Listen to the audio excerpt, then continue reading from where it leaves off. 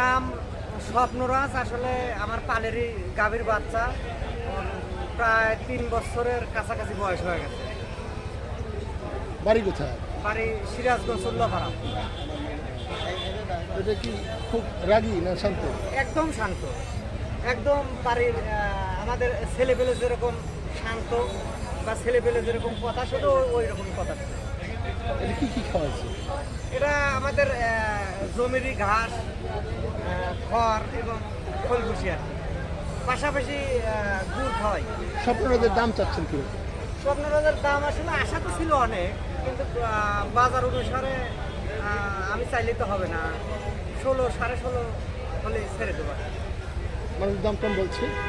হ্যাঁ, আসতেছে দু একজন। স্বপ্নরাজ আপনার স্বপ্ন পূরণ করুক। ভাই এর নাম হচ্ছে স্বপ্নরাজ কেন রাখলেন?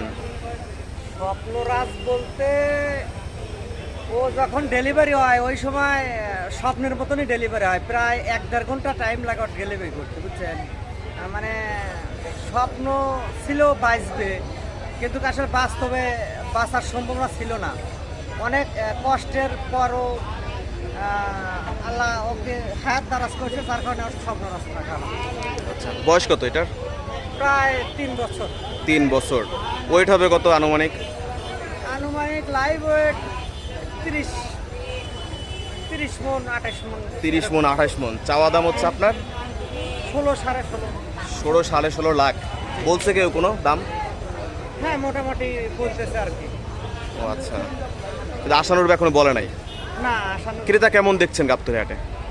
ক্রেতা এখনো ওরকম ভাবে বোঝা যাচ্ছে না, তবে আশা করছি ক্রেতা আসবে আর কি। বিক্রি করতে পারবেন?